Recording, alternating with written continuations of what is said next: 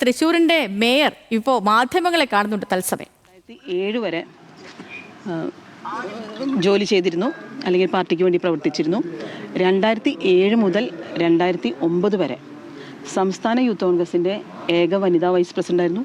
T സിദ്ദിഖിൻ്റെ കമ്മിറ്റിയിലാണ് ഞാൻ work ചെയ്തിരുന്നത്. അപ്പോൾ അന്നേരം ചാർജ് തന്നിരുന്ന ജില്ല മലപ്പുറം ജില്ലയായിരുന്നു. അപ്പോൾ നമ്മുടെ തൃശ്ശൂർ ജില്ലയ്ക്ക് പുറത്ത് വർക്ക് ചെയ്ത് സംസ്ഥാനത്തിന് വേണ്ടി കോൺഗ്രസ് പാർട്ടിക്ക് വേണ്ടി വർക്ക് ചെയ്തിട്ടുണ്ട്. അങ്ങനെ 2009 മുതൽ 2014 വരെ മഹിളാ കോൺഗ്രസിൻ്റെ സംസ്ഥാന ജനറൽ സെക്രട്ടറിയായി. അഡ്വക്കേറ്റ് ഷാനിമോൾ ഉസ്മാൻ സംസ്ഥാന പ്രസിഡൻ്റായിരുന്ന സമയത്തും അഡ്വക്കേറ്റ് ബിന്ദു കൃഷ്ണ സംസ്ഥാന പ്രസിഡൻ്റായിരുന്ന സമയത്തും മഹിളാ കോൺഗ്രസിൽ വിവിധ ജില്ലകളിൽ ഉത്തരവാദിത്തം നൽകി. അതെല്ലാം ഭംഗിയായി നിർവഹിച്ചിട്ടുണ്ട്. അങ്ങനെ 2011 ഒല്ലൂർ നിയമസഭാ സീറ്റിൽ എന്നെ പരിഗണിച്ചെന്ന് മാത്രമല്ല 2-3 ദിവസം വർക്ക് ചെയ്തതിന് ശേഷം, ഫീൽഡിൽ വർക്ക് ചെയ്തതിന് ശേഷം ആണ് എൻ്റെ സ്ഥാനാർത്ഥിത്വം എൻ്റെ കയ്യിൽ നിന്ന് നഷ്ടപ്പെട്ടത്. പിന്നീട് 2014 ഡിസംബർ മുതൽ ഇന്ന് ഈ നിമിഷം വരെ തൃശ്ശൂർ ജില്ലാ കോൺഗ്രസ് കമ്മിറ്റിയുടെ ഏക വനിതാ വൈസ് പ്രസിഡൻ്റാണ്. ഈ കാലയളവിൽ ഞാൻ നിരവധി സമരങ്ങളിൽ പങ്കെടുക്കുകയും അതിന് നേതൃത്വം വഹിക്കുകയും മാത്രമല്ല, ഞാൻ IMA വനിതാ വിഭാഗത്തിൻ്റെ പ്രസിഡൻ്റായിരുന്നു, ലയണസ് ക്ലബിൻ്റെ പ്രസിഡൻ്റായിരുന്നു, പാസ്റ്റർ കൗൺസിൽ മെമ്പറായിരുന്നു. വിവാഹത്തിന് മുമ്പുള്ള കോഴ്സിന്, മാരേജ് പ്രിപ്പറേഷൻ കോഴ്സിന് 10 വർഷക്കാലം ഞാൻ പഠിപ്പിച്ചിട്ടുണ്ട്.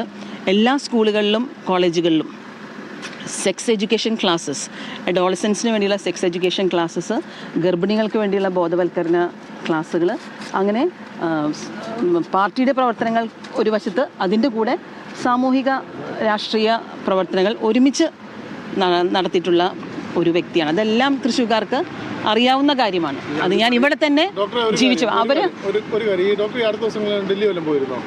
നിങ്ങൾ എൻ്റെ ഫ്ലൈറ്റ് ടിക്കറ്റും അതൊക്കെ അവിടെ അന്വേഷിച്ചാൽ അറിയാലോ.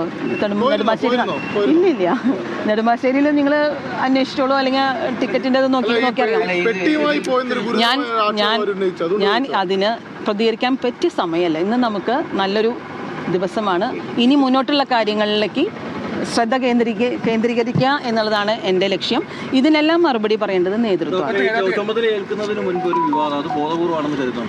ഈ വിവാദങ്ങളെല്ലാം ഫേസ് ചെയ്തിട്ടാണ് ഞാൻ ഇവിടെ വരെ എത്തിയിരിക്കുന്നത്. അപ്പോൾ വിവാദങ്ങളിലൊന്നും നമ്മൾ പകയ്ക്കുന്ന ഒരാളല്ല. ഞാൻ പറഞ്ഞു 27 വർഷമായിട്ട് ഞാൻ ഈ പാർട്ടിയിൽ ഇവിടെ തന്നെ ഉണ്ട്. എനിക്ക് സ്ഥാനമാനങ്ങൾ വരും പോകും. ഇതൊന്നും ശാശ്വതമായിട്ടുള്ള കാര്യങ്ങളല്ല ഇതൊന്നും. അപ്പോൾ പാർട്ടി എനിക്കിപ്പോൾ എന്നെ വിശ്വസിച്ചുകൊണ്ട് ഒരു ഉത്തരവാദിത്തം തന്നിരിക്കുന്നു. അത് ഒരു ഒറ്റ വ്യക്തിയല്ല, ഞങ്ങളൊരു കൂട്ടായ പ്രവർത്തനത്തിലൂടെ, അതായത് ഒരു കളക്റ്റീവ് റെസ്പോൺസിബിലിറ്റിയിലൂടെ ഇത് മുന്നോട്ട് കൊണ്ടുപോകാൻ തന്നെയാണ് ആഗ്രഹിക്കുന്നത്. ഇന്ന് മുഴുവൻ കോൺഗ്രസ് കൗൺസിലർമാരുടെയും വോട്ട് നേടിക്കൊണ്ട് മേയറായി ജയിച്ചു വരാൻ കഴിയുമെന്ന് താങ്കൾ കരുതുന്നുണ്ട്? അതെ, ഇന്ന് മുഴുവൻ കോൺഗ്രസ് പ്രവർത്തകരുടെയും വോട്ട് കിട്ടുക മാത്രമല്ല, നിങ്ങൾ നോക്കിക്കോ, ഞങ്ങൾ 33 എന്ന മാജിക് നമ്പറുമായിട്ടാണ് കടന്നു വന്നിരിക്കുന്നത്. അതിൽ കൂടുതൽ വോട്ട് കിട്ടും എന്നുള്ള ആത്മവിശ്വാസമാണ് എനിക്കുള്ളത്. അത്രയേറെ പബ്ലിക് സപ്പോർട്ട് UDFന് തൃശ്ശൂർ ജില്ലയിലെ അല്ലെങ്കിൽ തൃശ്ശൂർ കോർപ്പറേഷനിലെ ജനങ്ങൾ തന്നിട്ടുണ്ട്. അത്രയേറെ വിശ്വാസം അവർ ഞങ്ങളിൽ അർപ്പിച്ചിട്ടുണ്ട്. സമര പോരാട്ടങ്ങൾക്കൊന്നും താങ്കളെ കാണാറില്ല, സാരി ചുളിയാത്ത പ്രവർത്തകയാണ് എന്നുള്ളതായിരുന്നു ഒരു പ്രതികരണമായി ലാലി ജെയിംസ്. ഞാൻ പറഞ്ഞില്ലേ, ഈ വക പ്രതികരണങ്ങൾക്കൊന്നും ഞാൻ മറുപടി നൽകുന്നില്ല. ജില്ലയ്ക്ക് പുറത്ത് വരെ, സംസ്ഥാനത്ത് മറ്റു ജില്ലകളിൽ വരെ വർക്ക് ചെയ്തിട്ടുള്ള വ്യക്തിയാണ് ഞാൻ. ഈ തൃശ്ശൂർ ടൗണിൽ മാത്രം ഒതുങ്ങി നിന്ന വ്യക്തി ആയിരുന്നില്ല. തൃശ്ശൂർ ടൗണിൽ മാത്രം ഒതുങ്ങി നിന്നിരുന്ന വ്യക്തി ആയിരുന്നില്ല.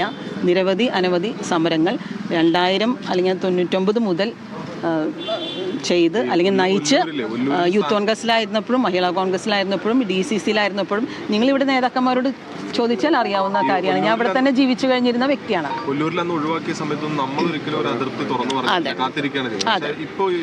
അതെ, ഞാൻ പറയാം, ഒല്ലൂരിലെ 2011 എനിക്ക് സീറ്റ് തന്നു, പോയി. അതിന് ഞാൻ ഒരക്ഷരം ഉരിയാടിയില്ല. അനുസരണയുള്ള കുഞ്ഞാടിനെ പോലെ ഞാനത് പ്രവർത്തനങ്ങളുമായി മുന്നോട്ട് പോയി.